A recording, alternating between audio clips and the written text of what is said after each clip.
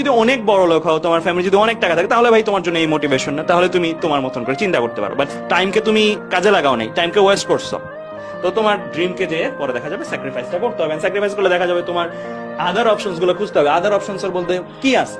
আদার অপশনের মধ্যে তুমি হয়তো ন্যাশনাল ইউনিভার্সিটিতে যাবা, সেগুলোও ভালো, সেগুলো থেকেও অনেক ভালো ভালো করতেছে, ভালো স্টুডেন্টস আছে, বাট স্টিল তাদের সাথেই তুমি যখন কথা বলবো, তাদেরকে যে দেখবা যে তাদের সেশন জট অনেকক্ষণ হয়তো থাকে, পাস করতে সমস্যা হয়।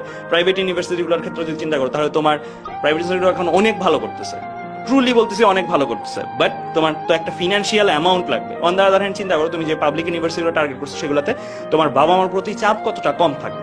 যদি তোমার কাছে, তুমি যদি অনেক বড় লোক হও, তোমার ফ্যামিলি যদি অনেক টাকা থাকে, তাহলে ভাই তোমার জন্য এই মোটিভেশন না, তাহলে তুমি তোমার মতন করে চিন্তা করতে পারো। বাট স্টিল আমি সবার জন্য বলতেছি, যারা অ্যাকচুয়ালি নিজের সেলফ রেসপেক্টটা রাখো না, আমি কলেজ লাইফ পর্যন্তই বাবা মার প্রতি নির্ভরশীল থাকবো, তারপর থেকে আমি নিজের প্রতি নির্ভরশীল হইতে চেষ্টা করবো এবং ফ্যামিলিকেও আমি সাপোর্ট দিতে চেষ্টা করবো। সো ওই ভাবে যদি চিন্তা করো, তাহলে তোমার কিন্তু এই টার্গেট গুলাতেই আসলে আগাইতে হবে। ঠিক আছে, ভালো করার অনেক রাস্তা আছে। আমি যে রাস্তাটা বলছি, এটা হচ্ছে অনেক রাস্তার মধ্যে একটা রাস্তা।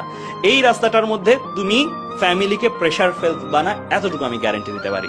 ঠিক আছে, সো আমি তারপরে আলাদা আলাদা অনেক জায়গায় চিন্তা করতে হবে। মানে মোটামুটি তুমি দেখবা যে তোমার লাইফের প্যাটার্নটা, তোমার দেখা যাবে যে জায়গায় তোমার ফ্রেন্ডরা বা সবাই দেখা যাবে যে হয়তো ভালো একটা জায়গায় অলরেডি পড়তেছে, চারোদিক থেকে সম্মান পাচ্ছে, চারোদিক থেকে উৎসাহ পাচ্ছে, এবং ফ্যামিলির কাছ থেকেও সে একটা ভালো অবস্থানে আছে। ইনফ্যাক্ট ফ্যামিলিতেও তোমার মতামতের গুরুত্ব দেখবে অনেক গুণ বেড়ে গেছে just after getting chance.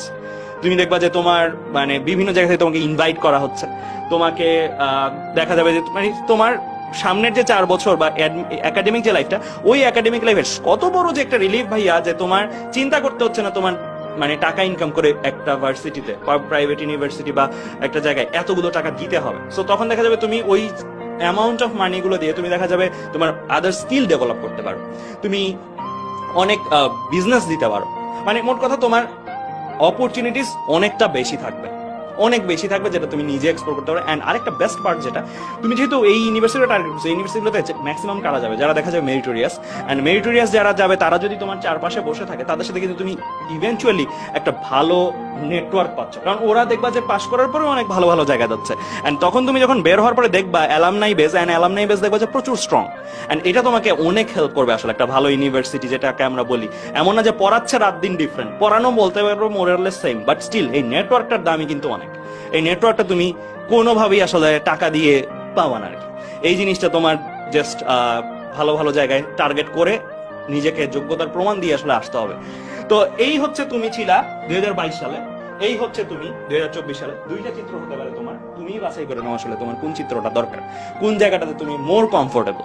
So এই জিনিসটা আমি তোমাদেরকে সাবধান করে দিতে চাইছি, একদম সূচনা লগ্নি, কারণ আমি জানি যে আজকের এই লাইফটা অনেকেই দেখতেছো, অনেকে শোনার পরেও হারায় যাবা, আবার অনেকে শোনার পরে ধরে রাখবা। এই যারা যারা ধরে রাখবা, তাদের জন্য আসলে এই সেশনটা, যেন হচ্ছে তুমি পুরো জিনিসটাই আসলে ক্লিয়ার একটা পিকচার পাও যে এইচএসসি লাইফে কিরকম ভাবে আগানো উচিত।